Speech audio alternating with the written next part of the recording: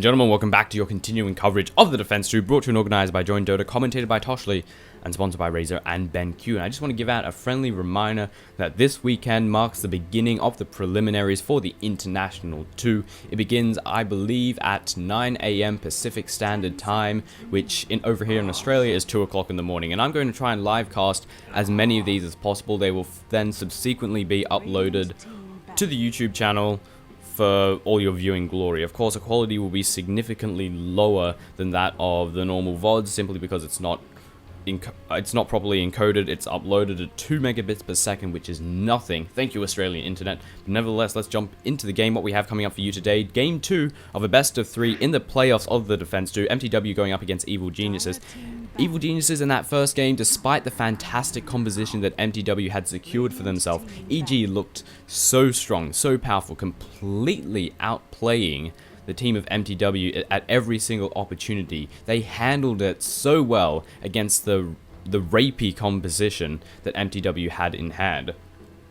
mTw today will be playing on the Radiant side, the full roster with Syndron sitting in the captain's chair today, not effing mad. We will have Funzy, Soksha, effing mad alongside Kebab on the team of mTw from the land of France. And over on EG side, team hailing from America, we have Malik sitting in the captain's chair once again with Universe, Demon, Bulba, and Fear. Both of these teams very well known within the Dota 2 industry, within the Dota 2 esports scene. Both well loved, especially mTw, one of the strongest teams arguably right now, being able to consistently beat Na'Vi time and time again.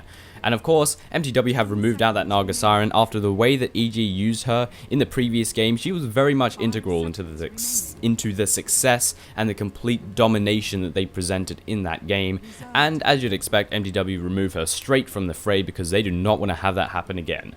Scream to Black Hole is awfully painful, and there was one fight which looked like it would have been in mTw's favor, and then all of a sudden Naga Siren rolls in, all of a sudden Enigma rolls in, and 3 members die instantly. Jumping straight into the draft, we have Lone Druid, Darkseer, and Enchantress to be taken out by the team of EG. Very standard bans thus far. Syllabear, mTw love to play that Syllabear. Darkseer, an annoyance, a horrible hero to deal with. Solo side lane split pushing, he can just, at the early stages of the game, so tanky, so annoying. Then we have Enchantress, very capable of being utilized in aggressive play, with the fact that she can pull creeps from the neutral camp. The heroes are being removed out by mTw, going to be Chen, going to be Nagasar, going to be Lycan. Once again, standard. We have Chen that performs very similar roles to Enchantress with a global heal and the ability to send injured teammates back to base. We saw EG utilize him very well in the previous game. Then we have Naga Siren, which of course EG were domineering with the use of that hero. And then of course we have Lycan, your typical bastard who kills towers and doesn't care about anything, being taken out. And the first pickup for mTw is going to be that of Leshrac, a very powerful AoE pushing machine, as well as a bit of single target ganking power in the form of the Split Earth. And now EG need to think, do we take Shadow Demon or do we let mTw have it? And mTw are going to no doubt secure that Shadow Demon, with EG picking up 2 very powerful heroes for themselves, Rubik and Enigma immediately being snagged up by them. So Rubik brings some sort of a bit of ganking potential in the form of that telekinesis. Fade Bolt's always a nice ability. Then we have the Enigma Malphus Stun alongside the Black Hole. So we have a good amount of AoE teamfight potential, as well as some single target potential thus far to come out of both of these heroes for the team of EG. And Shadow Demon will just doubly be really good for mTw because it not only synergizes well with Leshrac, but they need someone that can stun that Enigma, because every single hero that has a disable is another hero that Enigma must catch out in a black hole, or else it will immediately be cancelled.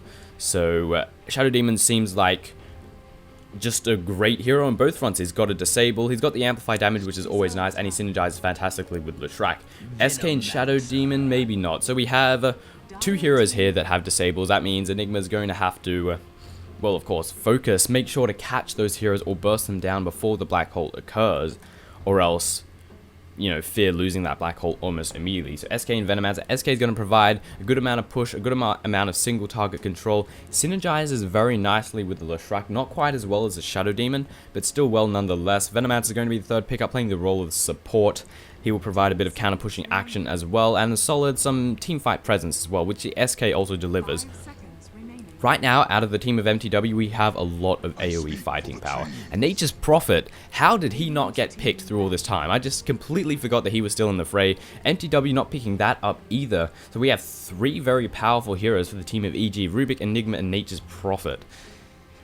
Not something you typically would let your adversaries get a hold of, especially that Nature's Prophet. He is a powerhouse. As for the lanes, Rubik's most likely going to be taking up the role of solo mid, Enigma will be spending time in the jungle, and Nature's Prophet will be taking the off lane. So now they're probably going to be looking at heroes which synergize nicely. We already have an off laner, we have a jungler, we have a solo mid. So heroes like Shadow Demon, it depends who has the first pick. mTw have the first pick, so they might want to snag them up for themselves. You know, the last game I was going, gee, Shadow Demon is going to be picked up without a shadow of a doubt, and no one picked him or banned him. Maybe that will happen with this game. Maybe EG and mTw just don't like playing with that Shadow Demon as much as other teams do. He seems like such a great hero in my eyes, but we'll have to wait and see how it all unfolds. Tinker going to be taken out by the team of mTw, and a Broodmother going to be taken out. EG responding to that with a Broodmother. It's again another powerful hero surviving to the second stage of the bans. Once again, not something that you see every day. I'm really surprised Nature's Prophet didn't get banned or picked though. It took him to the final stage of the pick to get secured up by the team of EG. And this is just going to be great for them. They've got a nice amount of sort of team fight presence. That's not really the word I'm looking for. With Enigma in the jungle, if bottom comes into trouble or if mid comes into trouble, Enigma's most likely not going to be too far away, so he can walk over and assist Maleficent, Black Hole, as well as have the conversions to do a bit of damage, or just leave them in the jungle to do farming while he assists whoever's getting ganked. Then we have the Nature's Prophet who can TP from anywhere and assist out with, again, whoever's having some problems as of the moment. So it works out really nicely for EG. They're very safe. And mTw are probably, maybe that's one of the reasons they're rethinking the Shadow Demon Leshrac thing, because, assuming he doesn't get banned out, because maybe with heroes like that, it might not be that effective, because reinforcements could roll in fairly quickly. But then again, Disruption, Curse, Split Earth, Edict, pretty much kills anyone. Same with the Burrow Strike, but we'll have to wait and see once again.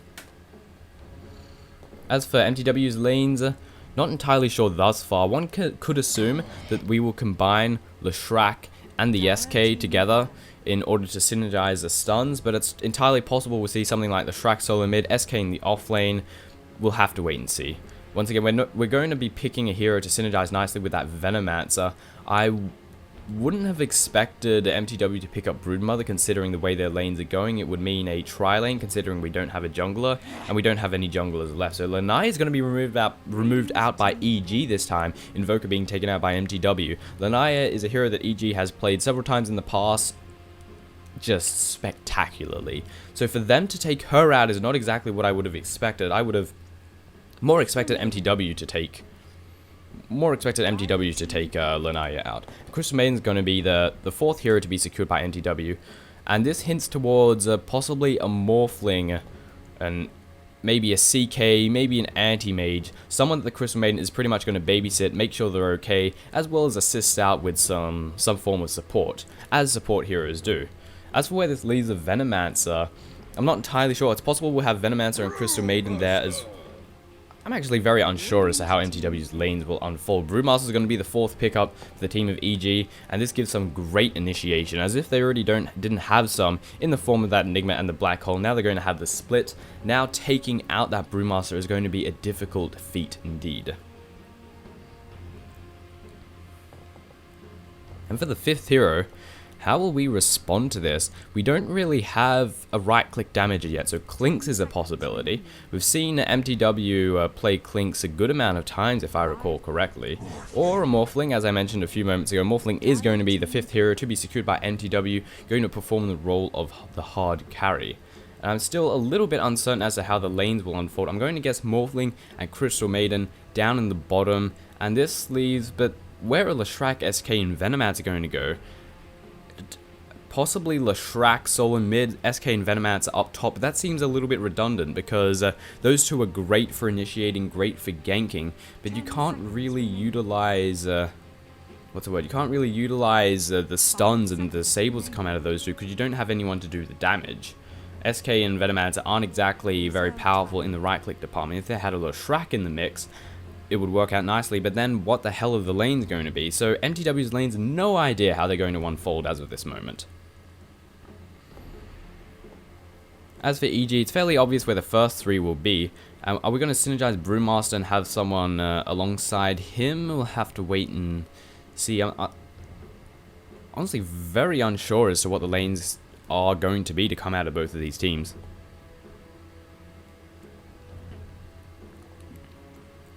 But we have plenty of reserve time. We can wait an entire 35 seconds for what the fifth hero to synergize nicely with EG's composition. You need to think, well, we've got so much. We've got some good single target control, Sprout, Malefistun, as well as the telekinesis. We've got some slows. We've got a bit of global presence. But I guess you could say they don't really have a hard carry. But with this composition, they might just want to go and try and kill them in the early game. We'll have to wait and see. Shadow Demon is going to be the fifth and final hero to be secured by the team of EG. Very surprised that mTw didn't pick him up earlier. But alas, I guess they just don't like Shadow Demon. I'm thinking possibly Shadow Demon Brewmaster. Shadow Demon Rubik might potentially be alright. Curse to Fade Bolt, as well as the damage from whatever nuke that you could have potentially stolen. But again, we'll have to wait and see how it all unfolds. Ladies and gentlemen, Evil Genius is going up against mTw. Evil Genius secured the first game. Can mTw take the second to bring it to a third game, or will they once again 2-0 the team of mTw? We'll have to wait and see. Whenever the game eventually starts, we can see all of mTw's heroes have been selected, but for the team of EG, no such thing is happened. Seriously? Here we go, jumping into the action. Over on the side of mTw, we have Captain Syndrome playing as the Venomancer, Bat playing as a Crystal Maiden. We have Mad playing as the SK, Soksha taking up the role of the Leshrac, and Funzy playing as a Morphling. The Leshrac is somewhat difficult to say for whatever reason. Maybe I'm just bad. The man in green, Bulba playing as a Rubik, a fitting color indeed. We have Fear playing as a Brewmaster, Universe taking up the role of that Shadow Demon. And over on the side of the Nature's Prophet, we have Demon playing as him. And am I missing someone? Fear playing as a Brewmaster. Did I already cover that? No, who are we missing? Malik, Captain Malik playing as that Enigma. Now the lane's looking at Enigma alongside these two. Maybe he's just sticking around to deny a creep. In the end, not entirely sure. Rubik going solo mid as expected. Prophet taking the off lane. Are we going to have a tri-lane with Enigma in their jungle? It's a possibility. The entire team of mTw have also made their way down north. They're looking for first blood. Will they find it? It doesn't look like it. EG is sticking close to their tower. They're not pulling too far away. So if death begins to roll in, they can easily back off to safety without having too many problems. And as for the lanes of mTw, as I've said again, I'm somewhat uncertain. We're going to have a tri... We could maybe have a tri-lane with... That would be a tri-lane of death. Leshrac, Venomancer, and of course the SK. That would be a horror to deal with. But then again, you'd have Crystal Maiden in a solo main, or they'd be leaving a lane bare, which makes no sense. This is why I never mentioned it early on. Rune is going to be down at the bottom. It is going to be secured here by Funzy. Regeneration Rune, no use for it, but the opposing team isn't getting it, so you can't really complain about it. It seems we will have Venomancer SK top, leaving Leshrac solo mid, and of course Crystal Maiden alongside the Morphling at bottom. So I'm somewhat uncertain about this combination here. I mentioned this before. It seems a little bit odd, but maybe they can utilize it. They are going against a Nature's Prophet, so he's a little bit squishier than your average hero. Maybe they'll be able to deal with it, or do some damage rather, but we will once again have to wait and see. And as for this bottom lane for the team of EG, not what I expected. I'm going to guess Enigma will not be spending too much time in their jungle rather. He'll help out with some ganks, get a little bit of farm, but in the end return straight back to his jungle. Creep lane is already being pulled rather. Some conversion are going to be brought forth, and Enigma's going to get a nice little bit of farm from this. So once again, forgetting to have the last hits and denies on screen, and the game will resume almost immediately. Pulling the creep wave all the way back. Good God, this is not exactly something I would have expected. It didn't, however, keep pursuing. I think they were trying to pull it back, but alas, it didn't happen. Ward to go down, killing the neutral camp as you do. Those are not quite as aggressive as I would have expected thus far, but we're still keeping them away. We're pushing them back.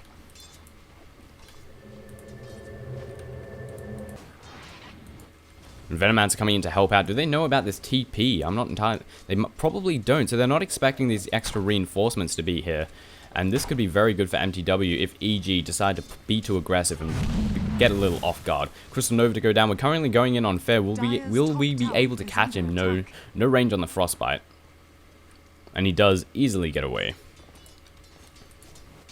Who'll come out in this middle lane, 6-2, currently on the Leshrac with 8-1 on the Rubik. Both are capable of dealing a lot of harassment.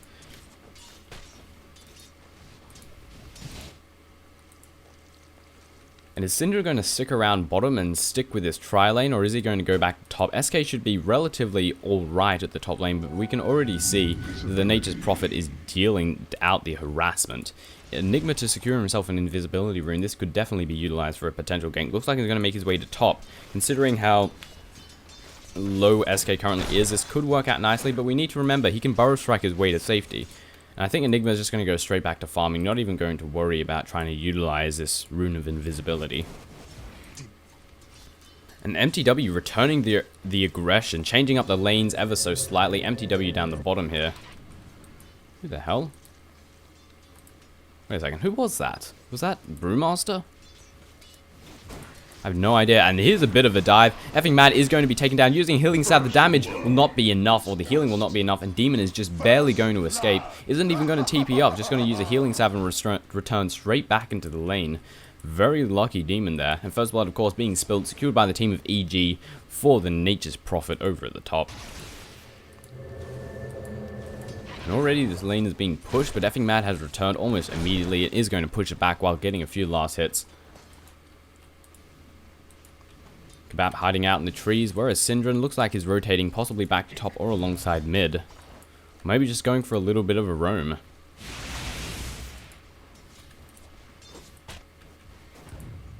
(17-4), 18-4. Both Leshrac and Rubik having a fairly neutral time thus far. Neither doing particularly great or particularly bad.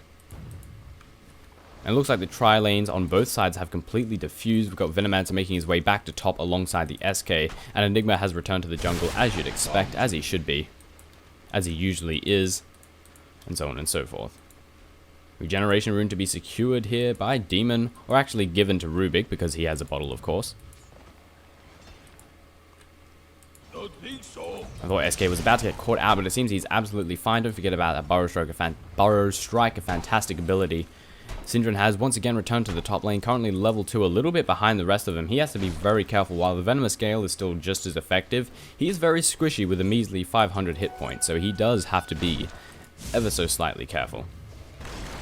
And with the Rubik having a regeneration rune and 3 bottle charges, this is going to be a little bit difficult for Soksha now. He's going to get harassed a lot, and Rubik can do it with absolute impunity.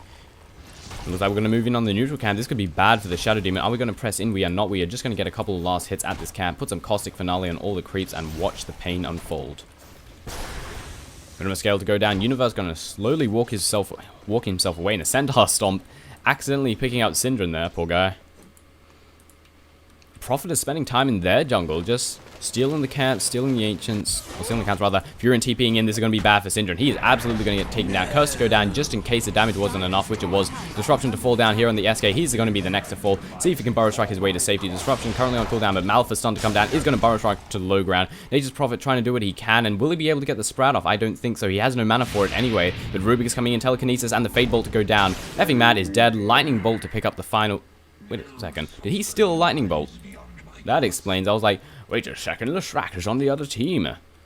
So a nice little skill to steal for the Rubik.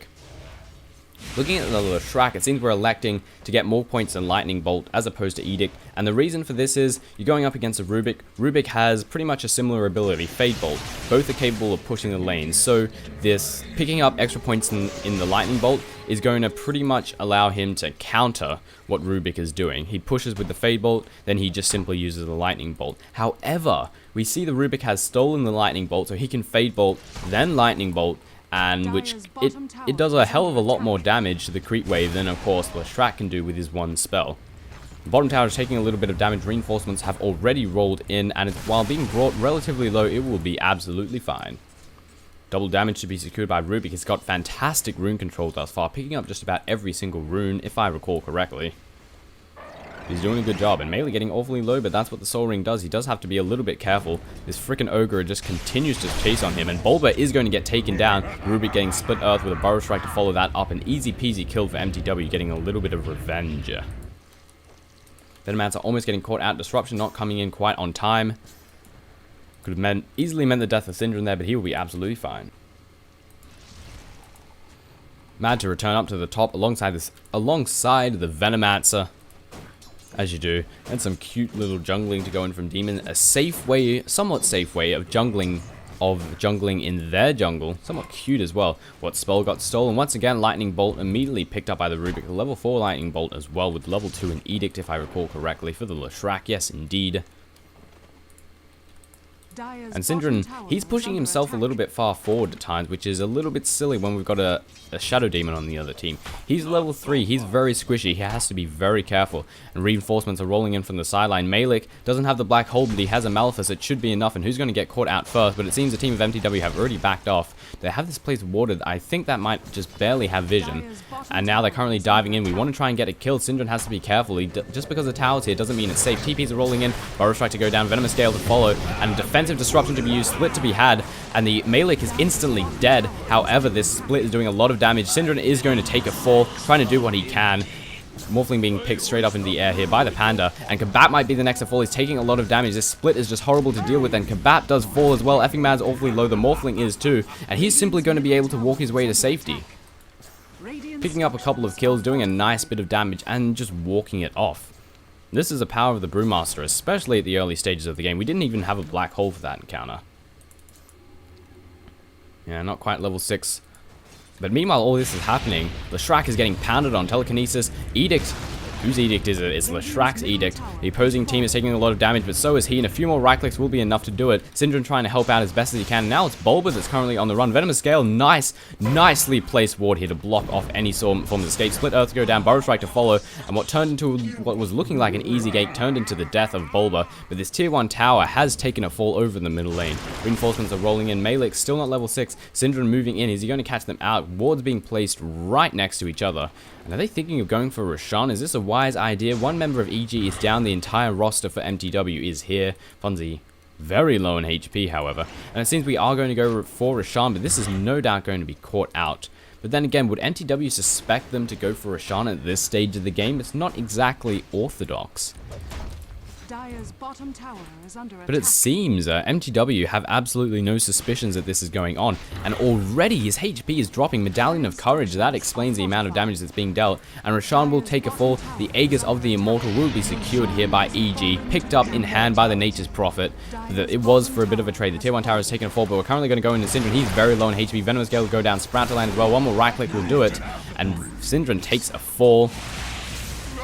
And EG, once again in this game, looking very, very, very strong. Taking a look at the XP department, closing in on 3k for the team of EG, and the same can be said in the gold department.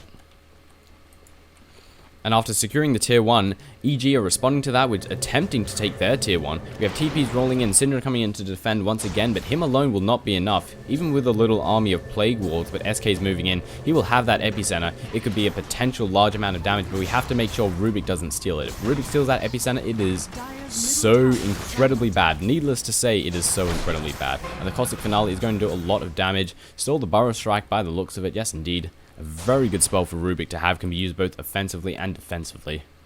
For escape or assault, either way works out nicely. Rune of Regeneration secured here by the Leshrac. I think they're giving the bottle charges to the Morphling, yes indeed. Bring his health up a little bit.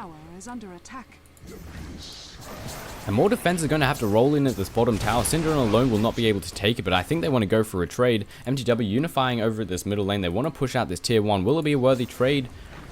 Well, they've already taken the tier 1. Here's the problem, and we haven't done any damage to the tier 1 over on mTw side, but the edict means a lot of damage can be dropped. No fortification is to be had. This tower will take a fall, but the disruption will not stop the edict. The damage is still falling. He might get in trouble. Furion teleporting in, and Leshrac instantly falls. Burrow Strike to go down on Kebab. He's going to be the next one to take a fall. 2 members down. The tower still stands in deny range. Funzy trying to TP out will be able to successfully do so, but the tower gets denied. 2 members of mTw fall.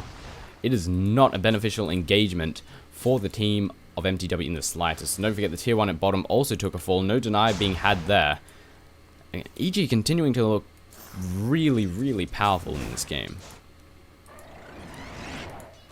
And we can see the difference that's made to a fight when Furion TP's in. It's insane. Just that one extra member can add a lot, especially with the Medallion of Courage. Makes a big difference. Brewmaster pushing out this top lane, has a split, is probably capable of taking this down on his own, but no doubt wants to keep that for himself. 11 minutes in, we have a Blink Dagger being secured here by the Brewmaster. He's feeling relatively happy about himself indeed.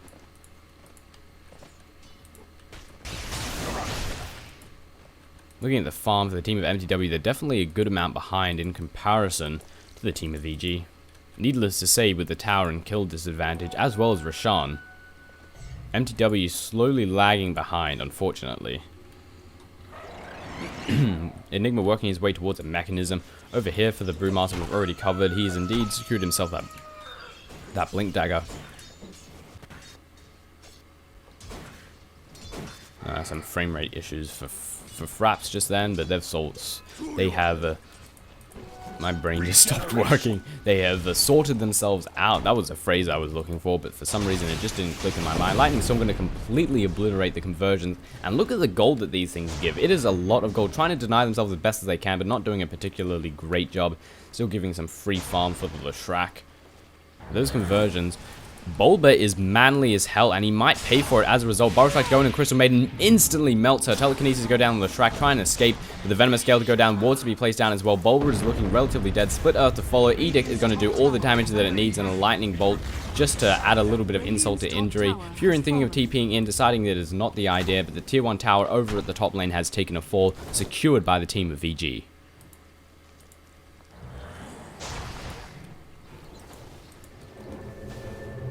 Closing in on a 5k advantage in the gold department, and already at a 5k advantage in the XP department. As mentioned before, EG are just dominating, as in the previous game. Not quite to the extent as they did in the previous game. They were looking immensely strong in the previous game, but in this they're looking pretty damn good.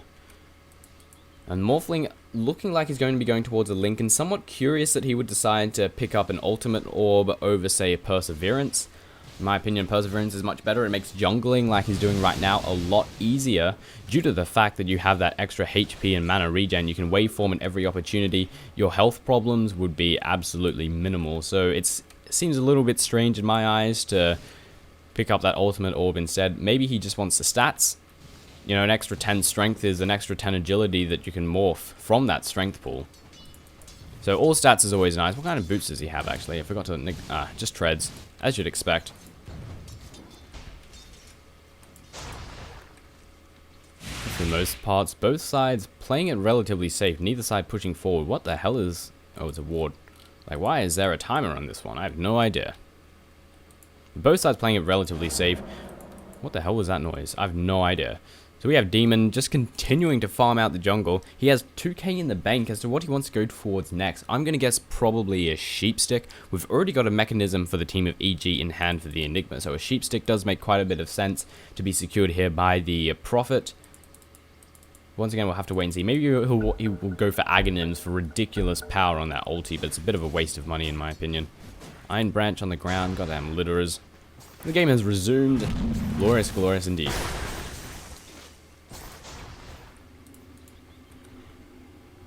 Enigma going on a little bit of a roam. It seems we want to catch out Funzy, but he does have a replicate, so escape will not be too difficult. And we have Rubik coming in as well. This might be enough disables to prevent him from bouncing away. And the replicate's not even far away, so he's going to get caught out. No, he is TPing away. The replicate's spot out, the death is rolling in, and Funzy can easily escape to safety. And we'll be able to use a replicate to jump straight back into the action as well. mTw looking to push out this top lane. We have the Pulse Nova finally being picked up for the Shrek. Using the haste room, using the bottles. Surprised we're getting the Pulse Nova before we have any form of something like a Perseverance. Fortification is going to go down. A lot of TPs flying out. Soksha has to run as fast as he can. Thankfully, he has a haste room. The tower will not be secured. Almost getting screwed up there, but he will be able to successfully escape. No Sprout, no disruption, and he is fine. This tower is not in deny range. Very close call for Soksha. He could have been so dead, but he managed to escape. And this top lane has a nice bit of momentum. We have Shadow Demon joining the fray. This is a little bit daring, but reinforcements are not too far away. Of course, Prophet can TP in. Enigma is just ever so slightly behind.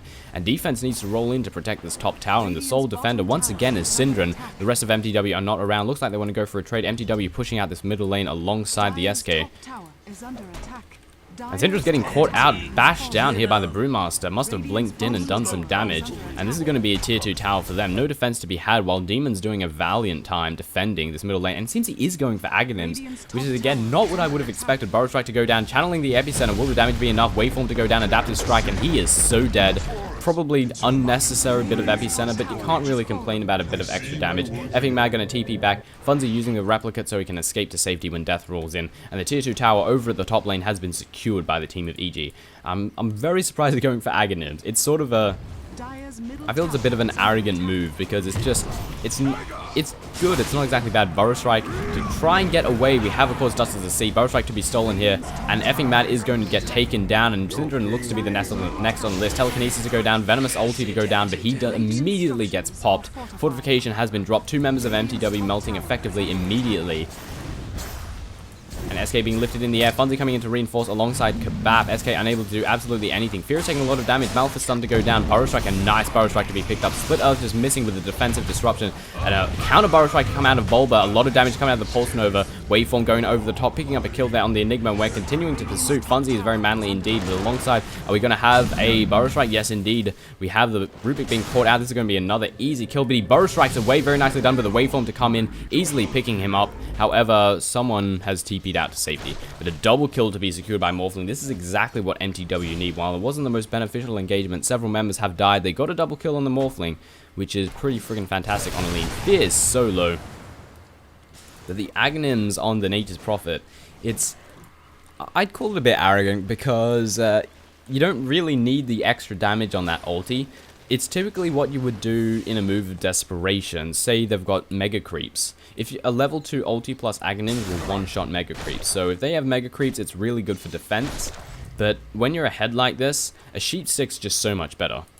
You know, without a shadow of a doubt, Sheep Stick would be the better choice. But he wants to go for that Aghanim, so can't really hold it against him.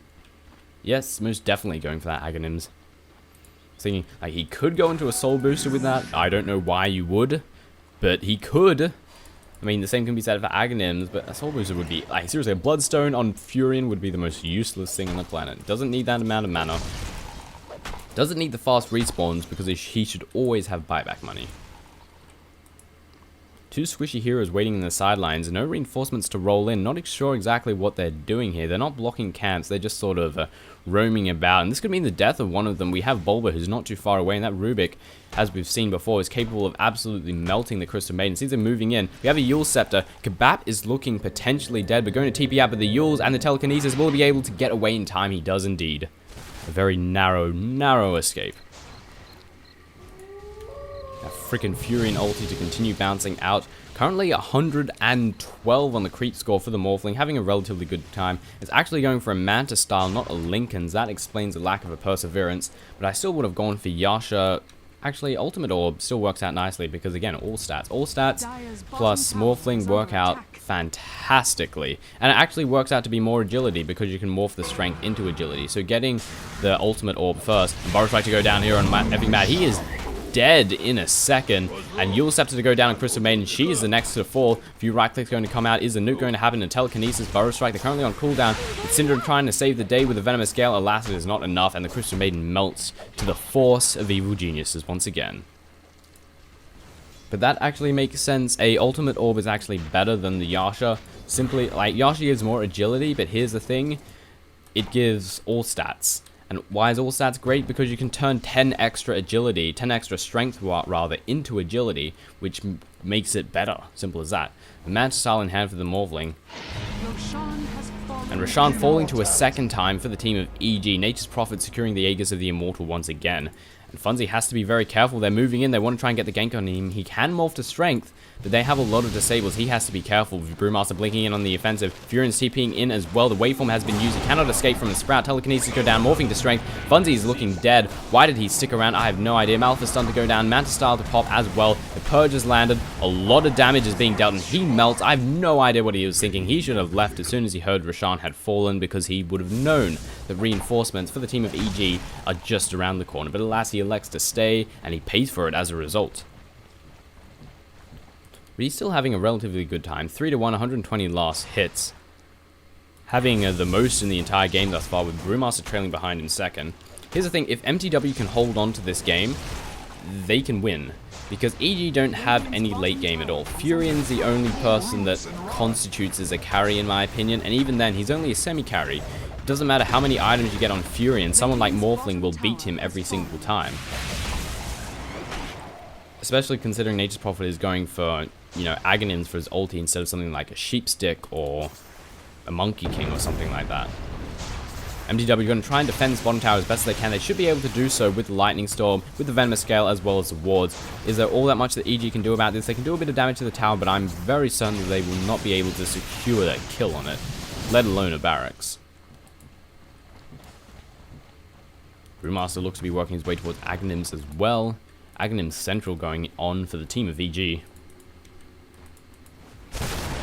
Mech, Boots, Ring of Bacillus. Of course, Yules for Rubik. Glorious item for him. It's really great, can be used effectively, whether it be defensively or offensively. Furian to clear out this top lane. You see, you can't even give lanes a bit of momentum, then leave and expect the tower to take a tiny bit of damage, because we, of course, have this bastard right here, the Furian, who has an ulti which will clear out the creep waves and can just TP and help out if he so desires. Melee and Fear wanting to get in position. Will they be able to find the right opening, though? Blink to Black Hole will do a lot of damage. Is it going to come in? No, the Split is going to land. The Shrek is in a lot of trouble, and he's going to be dead. Malphite stun to come down, picking up the Morphling, but he immediately comes in. And, yeah, Leshrak's kind of dead. And it looks like this Digital Tower will take a fall. Our mTw going to press the issue. Stun to come down there on the Kebab. Funds are being lifted into the air once again. Burrow Strike to follow. Very nice Burrow Strike to be dealt.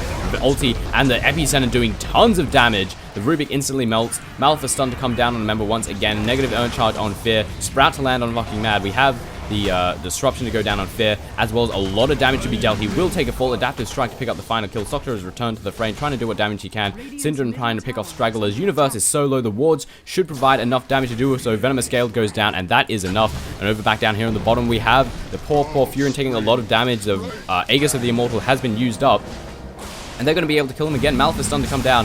Malik trying to help out as best he can. He's unable to get the Black Hole. They're trying to burst him down as best they can. This could be a turnaround. In comes the Black Hole, but it doesn't pick up a single member. It just picks up effing Mad, and that's it. And he immediately jumps into the Sandstorm. With a Shrek, or rather the Enigma is dead. Burrow Strike to come down on Bulba. And suddenly, when EG looking so dominating, they trade 1 for 4. Well, technically 2 for 4, because Leshrak got taken down earlier. But holy crap. mTw bringing this back. Easy peasy. Good God, and this is the problem with EG's composition. They don't have any late game, and while we're nowhere near the late game, Morphling's getting a nice amount of farm, so is the Leshrak, and once they both have items, they can dish out a lot of damage. But over on the side of EG, we don't really have that much. We have Furian, who, because he went Aghanims instead of, again, a Monkey King or a Sheep Stick or something, is not going to be able to deal all that much damage with the exception of his ulti. And then we have the Brewmaster, who his damage is entirely based on his ulti, which can only happen every now and then. Same with the Enigma ulti. So mTw just have a better composition. We have massive amounts of AoE damage coming out of the Leshrak and the SK, and then we of course have the Morphling, who is, well, a rapist for lack of a better term. He has 3,100 in the bank. What does he want to build towards next? He could possibly still go for a shotgun. We're still at the stage where a shotgun is very effective. But he might want to go for an ultimate orb instead, but we don't have, actually we do have a reasonable number of disables, so an ultimate orb would work out nicely for Funzy. But we'll have to wait and see exactly what he chooses for himself. Again, there are several items that will work out nicely. The Shrek working his way towards an Aghanims instead of a Bloodstone, so going for Aghanims first for the extra damage on that ultimate, of course. However, the problem with going Aghanims before Bloodstone is that you're going to run out of mana very quickly. Brewmaster moving in, Crystal Nova to fly out. But no member of mTw getting caught out. If mTw can continue to play like that and continue to get those kills, EG are going to be in a lot of trouble. After that fight, we can see the XP and the gold bouncing back considerably, but there's still a large advantage for the team of EG. They're going to push in on this tier 2. They are going to be able to secure it. There's nothing at this moment that mTw can do about it. Tier 2 tower easily secured, and I think EG are just going to back off after this moment. Not going to continue to push forward, but in case they do, Plague Wards being set out, defenses rolling in. And looks like EG are going to rotate down to bottom, see if they can do a little bit of split pushing action. Meanwhile, Morphling's just going to TP his way back to safety as Furion moves in. But he could probably take down the Furion pretty easy peasy considering he doesn't have a sheep stick. Brewmaster having himself some Vlads. Enigma has a BKB, not going straight for Blink, just going for BKB. We saw before that he, well, even then, he just got focused down through to right-click damage. It wasn't even his Black Hole got interrupted, even though he missed everyone. So he could still get taken down. He doesn't have that much HP, and of course you can't mech while the BKB is being used, or while you're, well, you can while the BKB is being used. I mean, what I meant to say is you can't do it while the Black Hole is being channeled, obviously.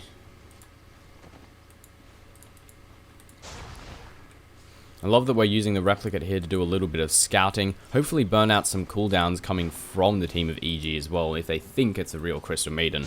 But then again, Crystal Maiden really isn't much of a threat. Syndron potentially being caught out, but being absolutely fine in the meantime. Able to walk his way to safety. Now Furion ulti is doing a lot of damage, I have to say, and he's continuing to farm his way up in the jungle. 3100 in the bank, probably going to go towards a sheep stick next. I hope so, at least. Sheepstick that Morphling, and all of a sudden his damage will be null. And he won't be as big of a problem as he seemed a few moments ago. SK has a Blink Dagger in hand. Blink to Epicenter is what he wants to achieve. Funzy continuing to push out this lane. He doesn't have a Replicate, so he has to be really careful. He could get caught out, but EG are pushing out this bottom lane. He should be able to take down this tier 2, but it seems he's not going to do so. He is going to back off. He needs to defend this bottom tower, because the team of mTw are moving in, or rather the team of EG are moving in. Actually, they're backing off as of this moment, not pushing forward. Roshan is returning to the fray in 2.5 minutes, and I think they're going to back off, lick their wounds, recuperate, get a little bit of farm, and then secure Roshan. But Funzy, alongside Kabap, are going to push out this tier 1 tower, tier 2 tower. This is a little bit daring because Kabap can melt. Despite the 2 braces, she does melt under any form of pressure or heat or anything, but they should have enough damage to take down this tier 2. A fortification is available. Is it going to be used? It seems the answer to that is no. Maybe when it's low on HP, TPs can roll out. Here comes a fortification. Funzy electing to back off, or are we going to continue pressing on? We are indeed going to continue pressing on. This Crystal Maiden has to be really careful. The tower has been secured. Funzy really should get the hell out, but I don't think he cares because it's just a Rubik stealing the Replicate, which is actually pretty neat. That's a pretty neat spell to steal, I gotta say. And they're continuing to move forward. They've got no reason to stop. Reinforcements are not rolling in. EG thinking, oh, it's no problem. Actually, it is. That Morphling possesses a lot of power, and he is... Where the hell? Oh, I think he what the... I think he replicated back, and that's Rubik's Replicate, which is actually pretty decent for Rubik because he deals a lot of damage.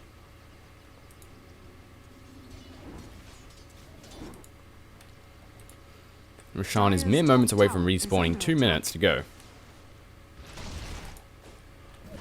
Crystal Maiden farm in the jungle, wants that gold, wants it bad.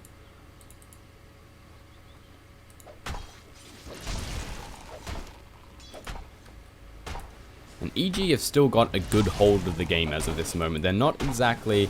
I mean, they're ahead. But as I mentioned before, mTw have a better composition. They've got a better late game composition. And I think EG should really be pushing and fighting for it as of this moment. They need to end the game early because mTw will deal a lot of damage towards the later stages of the game, with the fact that the AG don't really have a hard carry.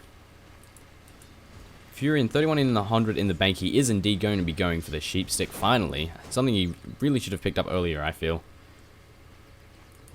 Currently going in on effing mad. He's looking very dead. Furion TPing in as well. Telekinesis, Malphite stun, Burrow Strike, a lot of death to roll in. Instantly popped. And they are going to transition this into Roshan, who instantly returns to the fray. And I think Funzy, or rather mTw, are going to try and trade. mTw is just going to continue pushing out this middle lane, but he has to be careful because Rubik Replicate coming in. Hang on a second, you can replicate yourself? Or is that his I don't even know. Rubik picking up the Aegis of the Immortal, not what I would have expected, but the Aegis of the Immortal for the third time is secured, and the cheese being picked up by the Brewmaster. This is very, very, very good for EG, needless to say. And mTw are going to have to play a little bit cautiously. They need to make sure that every single member of them is available and ready to fight, and that no one gets caught out like the SK did over here. They need every single member to stay and fight, and Rubik looks a little bit strange here. I think it's just a replicate being mighty odd. Unification is occurring over in the middle lane for the team of EG. mTw need to roll into defend, and look at this wall of Plague Wards continuing to be put up by Syndran. This is going to stall it ever so slightly, but not all that much, unfortunately. Toshley having an invisible... Oh, it's dust, never mind. Are they going to get the jump? They are not indeed, and they will not be able to take this down by the looks of it. Morphling going out. He doesn't have a he does have a shotgun and a BKB as well. Jeez, he suddenly bought some nice stuff, didn't he? And he's currently looking for easy people to kill. Think Rubik, think Shadow Demon, possibly Enigma, most definitely Furion. He does have quite a bit. He does have the Sheep Stick as well, so he will have to, the Morphling will have to act very, very, very fast and be cautious. Try and take this down. Are we going to move in? We are not. Both sides electing to back off. But everyone's in mid. The Morphling should be absolutely fine to push on. However, he does want to go back and defend, assist with the defense, because there's a big pushing force to come in from EG this middle lane.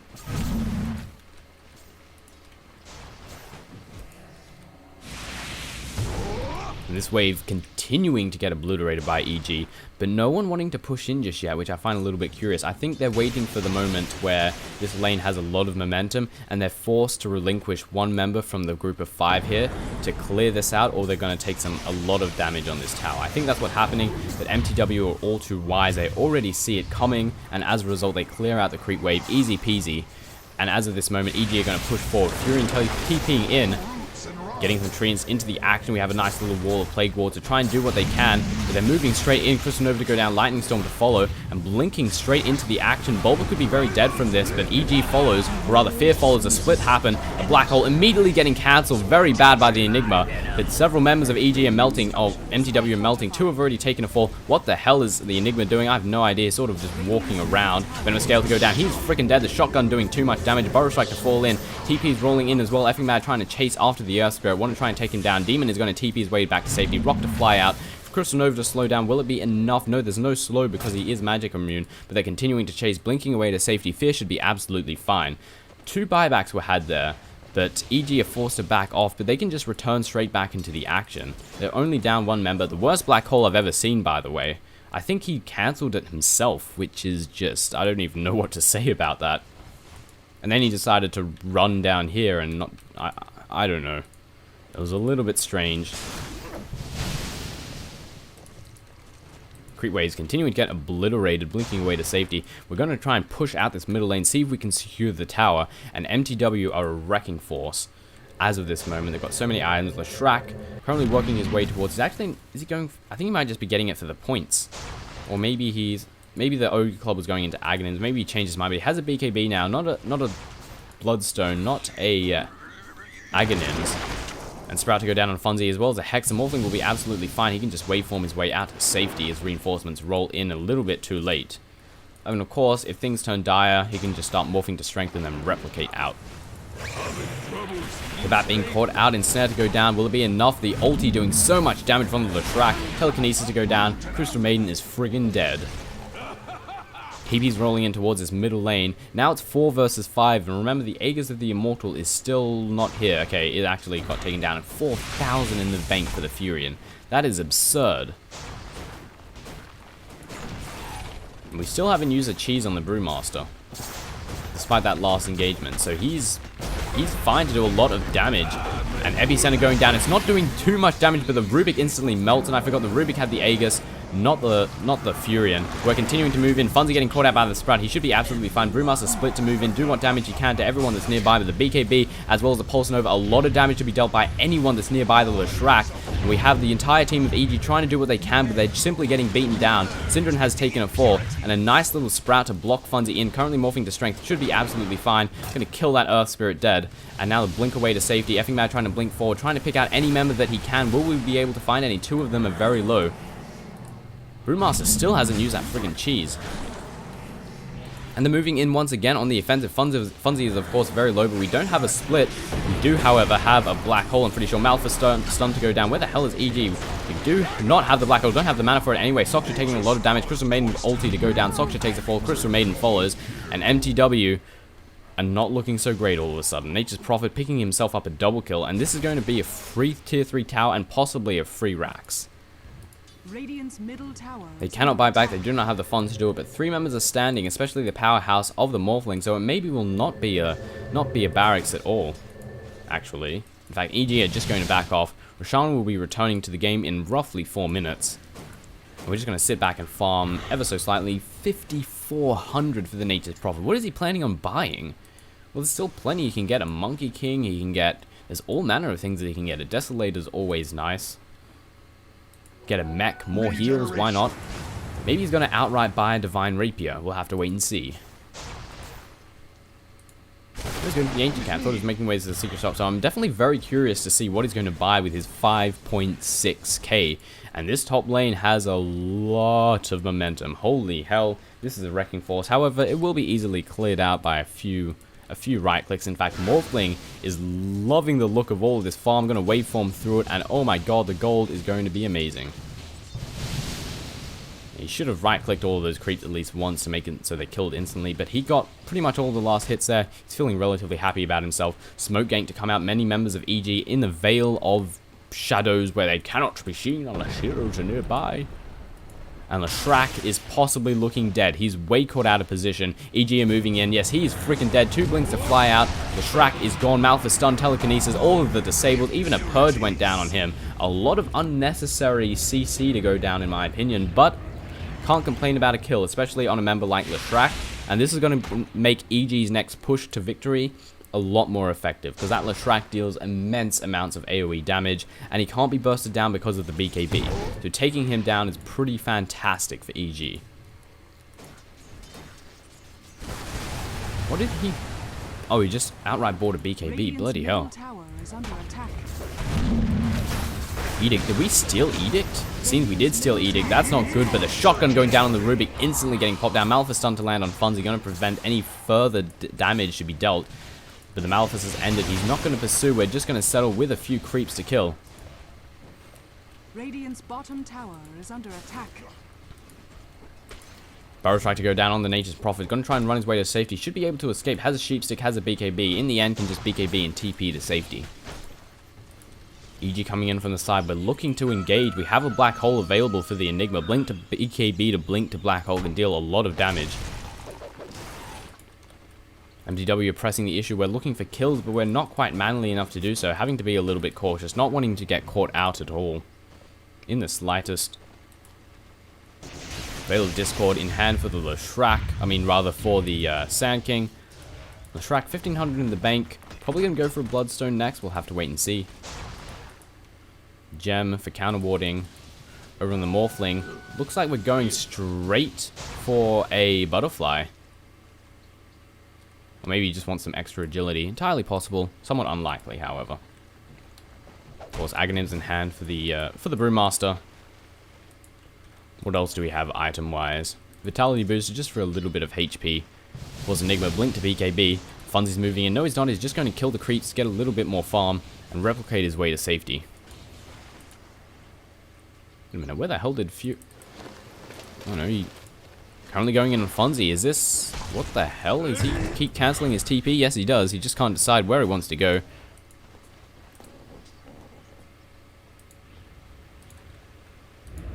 And neither side committing at this point, which I feel is a little bit foolish for EG. They really need to press the issue and do some damage. They can't let EG sit back and farm. Fury TPing in. This could be the death of effing Mad. We have the Hex to initiate, Blink to Thunderclap to go down, and immediately jumping into the Sandstorm. We have no form of detection, and we're going to try and Blink straight out of this, but a Burrow Strike to try and get out, followed by a Blink. He should be able to escape from this, but we stole the Burrow Strike. Rubik is going to be able to use this. Why is he purple? I have no clue. The Malphite stun to go down. Effing Mad is looking very dead as of this moment. Fury and ulti to bounce out as well, and an unstoppable earned for the Brumos. And why the hell is he this strange neon magenta color? This is awesome. It's glowing, and that's amazing. Like this neon pink, purple glow, and I'm downright impressed by it. It's glowing in the dark. It's incredible. I don't know why this is happening, but I approve entirely. And Roshan is going to fall for a 4th time for the team of EG, unless mTw do something about it. But being one member down, one of those members being the dealer of a lot of AoE damage, engaging on this is going to be a difficult task. And it seems we are going to secure the Roshan once again for the 4th time. Easy peasy for EG, they say, as they pick up the Aegis, they pick up the Cheese.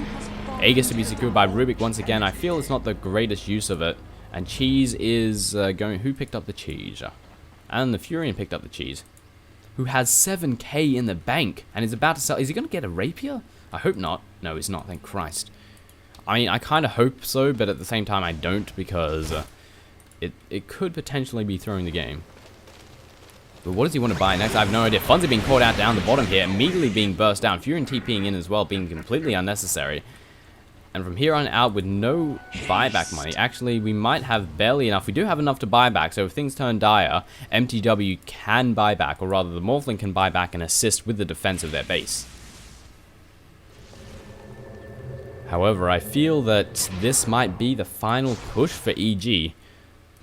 They've sort of reached their critical mass, in my opinion, as of this moment. They've got the Aegis. Man, Rubik looks freaking sick. I don't know what's going on here, but he looks awesome.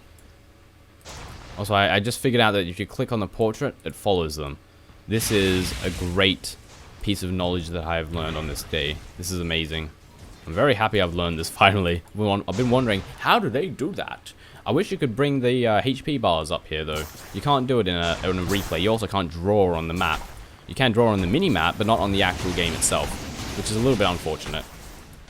Fortification is available. We're not going to bring it up. Morphling buying back into the game as he does. And EG are just going to back off. This is exactly what they wanted to do. They just wanted to force a buyback to the Morphling. It means less items. It means he will not have that butterfly.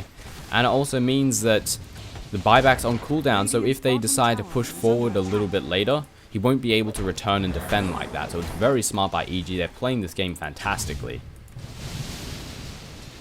However, Fear is being caught out with Force to split out. This is very good. Replica to try and get away, but Soksha is being definitely caught out. We have Malphite Sun to come down on Syndra, and Fury and TPing in as well. The BKB and Pulse Nova do a lot of damage. The Epicenter is coming in as well. The pain is too much for EG to handle, but it's not as significant as it would seem. We have the mech to go out. We also have a Black Hole available. Malik looking for the good position. Bulba getting very low in HP, and effing Mad's looking very dead. Malphite Stun to go down on him. He's trying to Burrow Strike his way to safety, and I think he just barely get away, but the damage from the Malphite Stun was too much for him to handle. And 2 members of EG melt. mTw melt. And it looks like it might be a third. The Aegis of the Immortal has been used by the Rubik, trying to move him off the strength, but he has no mana disruption to be used. And Funzy is freaking dead, being melted down instantly. And the Venomats are trying to help out how he can, but alas, it's not enough. Fury and TPing in. Kabak is looking dead. And this is the death of mTw. 5 members down. No buybacks available for the major powerhouses.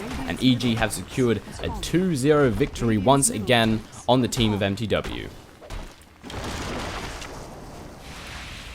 mTw not giving up. They haven't called the GG, but it's looking pretty dead. Fortification to go out. We've got a lot of time, 30 seconds, before we can really start to defend this.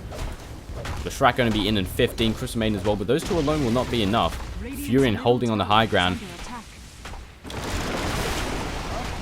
This is going to be very, very easy peasy. The first tower has fallen, the second tower will take a fall, and now the Ancient is being focused. The GGs are going to come out in any moment. TP is rolling in straight from the fountain, because why not? Leshrac doing what he can, BKB as well, but he immediately gets right-clicked down.